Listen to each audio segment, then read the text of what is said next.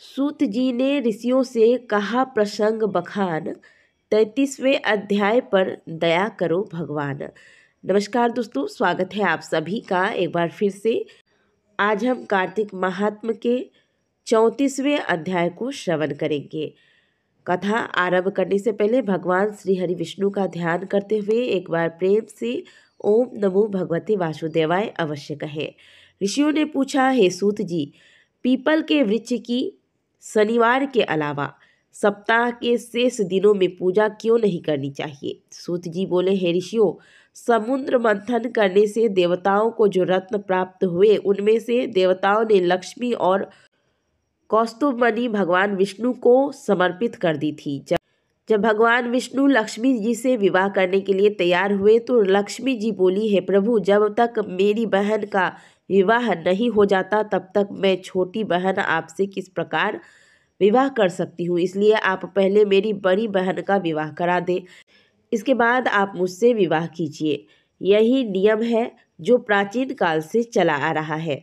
सूत जी ने कहा। लक्ष्मी जी के मुख से ऐसे वचन सुनकर भगवान विष्णु ने लक्ष्मी जी की बड़ी बहन का विवाह उद्दालक नामक ऋषि के साथ संपन्न कर दिया।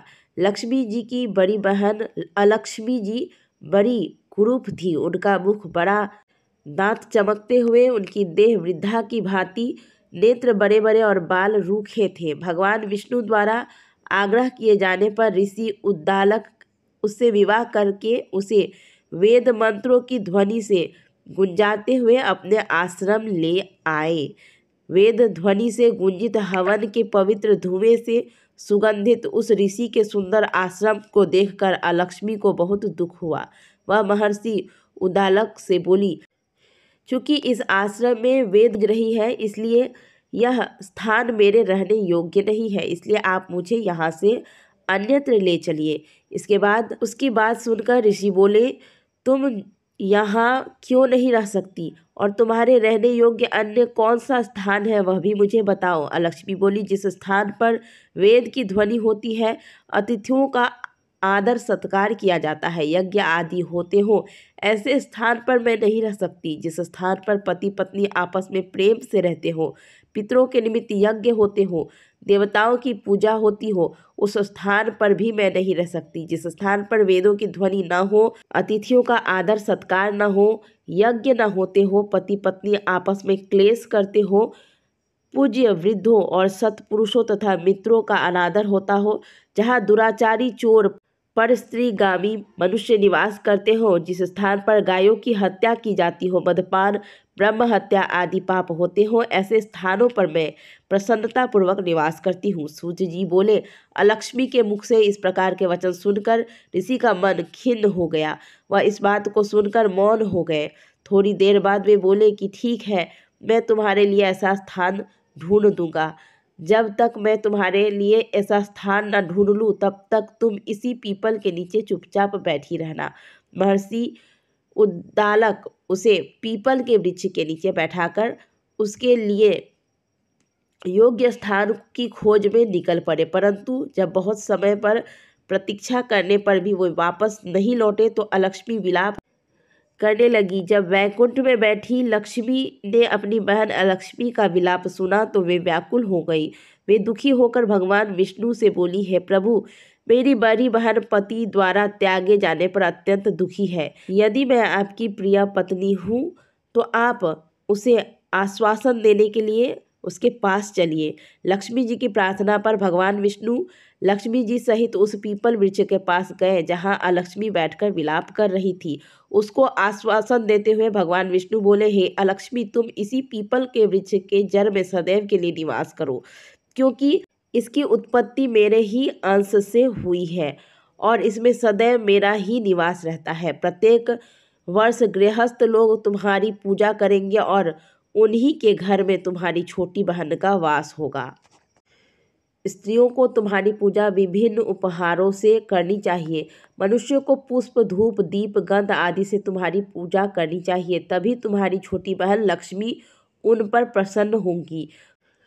सूत जी बोले, ऋषियों, मैंने आपको भगवान श्री कृष्ण, सत्यभामा और पृथु नारद का संवाद सुना दिया, जिसे सुनने से ही मनुष्य के समस्त पापों का नाश हो जाता है और अंत में वैकुंठ को प्राप्त करता है। यदि आप अभी भी कुछ पूछना चाहते हैं तो अवश्य पूछिए, मैं उसे अवश्य कहूँगा। सूत जी के वचन सुनकर शौनक आदि ऋषि थोड़े देर प्रसन्नचित्त वहीं बैठे रहे। तत्पश्चात वे लोग बद्री नारायण जी के दर्शन के लिए चल दिए। जो मनुष्य इस कथा को सुनता व सुनाता है उसे इस संसार में समस्त सुख प्राप्त होते हैं। इस प्रकार से कार्तिक महात्म का 34वां अध्याय पूर्ण हुआ। आइए 35वें अध्याय की कथा को श्रवण करते हैं। इतनी कथा सुनकर सभी ऋषि सूत जी से बोले, हे सूत जी, अब आप हमें तुलसी विवाह की विधि बताइए। सूत जी बोले, कार्तिक शुक्ल नवमी को द्वापर युग का आरंभ हुआ है, अतः यह तिथि दान और उपवास में क्रमशः पूर्वाहन व्यापिनी और तथा पराहन व्यापिनी हो तो ग्राह्य है। इस तिथि को नवमी से एकादशी तक मनुष्य शास्त्रोक्त विधि से तुलसी के विवाह का उत्सव करे तो उसे कन्यादान का फल प्राप्त होता है। पूर्व काल में कनक की पुत्री किशोरी ने एकादशी तिथि में संध्या के समय तुलसी की वैवाहिक विधि संपन्न की। इससे वह किशोरी वैधव्य दोष से मुक्त हो गई। अब मैं इसकी विधि बताता हूँ।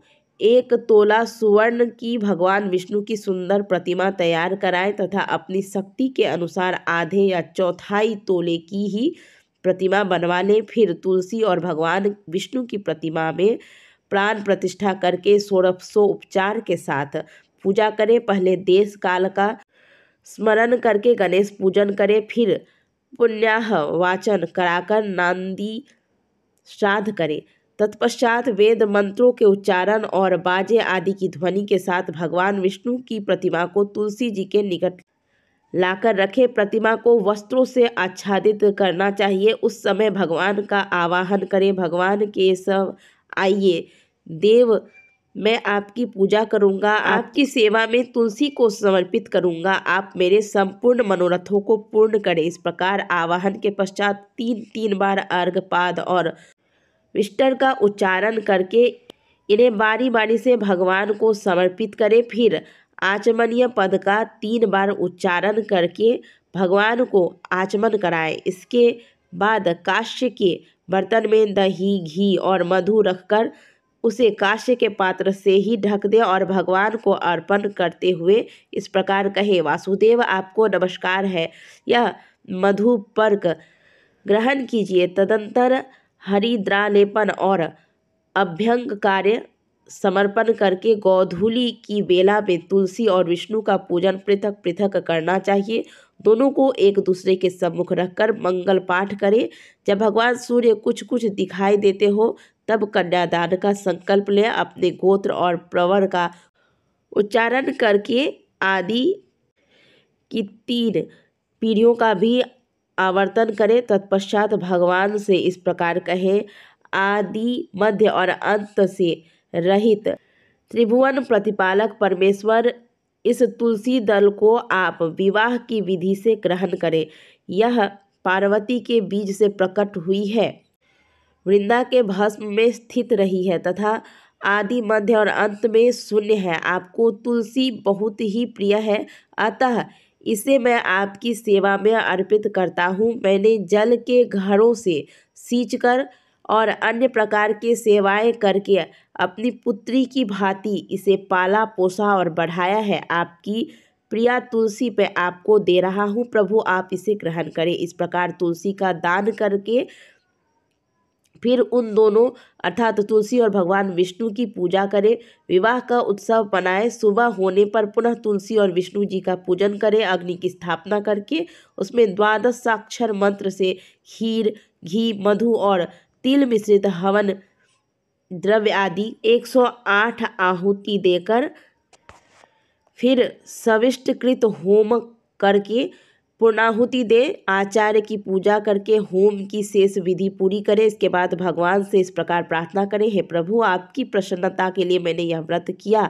जनार्दन, इसमें जो न्यूनता हो वह आपके प्रसाद से पूर्णता को प्राप्त हो जाए। यदि द्वादशी में रेवती का चौथा चरण बीत रहा हो तो उस समय पारण न करे। जो उस समय ही पारण करता है वह अपने व्रत को निष्फल कर देता है। भोजन के पश्चात तुलसी के स्वतः गलकर गिरे हुए पत्तों को खाकर मनुष्य सब पापों से मुक्त हो जाता है। भोजन के अंत में खोऊ, आंवला और बेर का फल खाने से उच्छिष्ट दोष मिट जाता है। तदंतर भगवान का विसर्जन करते हुए कहे, भगवान आप तुलसी के साथ वैकुंठ धाम में पधारे। प्रभु मेरे द्वारा की हुई पूजा ग्रहण करके आप सदैव संतुष्ट करें। इस प्रकार से देवेश्वर विष्णु का विसर्जन करके मूर्ति आदि आप सब सामग्री आचार्य को अर्पण करें। इससे मनुष्य कृतार्थ हो जाता है। यह विधि सुनाकर सूत जी ने ऋषियों से कहा, हे ऋषियों, इस प्रकार जो मनुष्य श्रद्धा पूर्वक सत्य, शांति और संतोष को धारण करता है, भगवान विष्णु को तुलसी दल समर्पित करता है, उसके सभी पापों का नाश हो जाता है और वह संसार के सुखों को भोगकर अंत में विष्णु लोक को प्राप्त करता है। हे ऋषिवरों, यह कार्तिक महात्म्य सब रोगों तथा संपूर्ण पापों का नाश करने वाला है। जो मनुष्य इस महात्म्य को भक्ति पूर्वक पढ़ता है और सुनकर धारण करता है, वह सब पापों से मुक्त होकर भगवान विष्णु के लोक को जाता है। जिसकी बुद्धि खोटी हो तथा जो श्रद्धा से हीन हो, ऐसे किसी मनुष्य को यह महात्म्य नहीं सुनाना चाहिए। इति श्री कार्तिक मास महात्म्य क्षेमंकरी 35वां अध्याय समाप्त।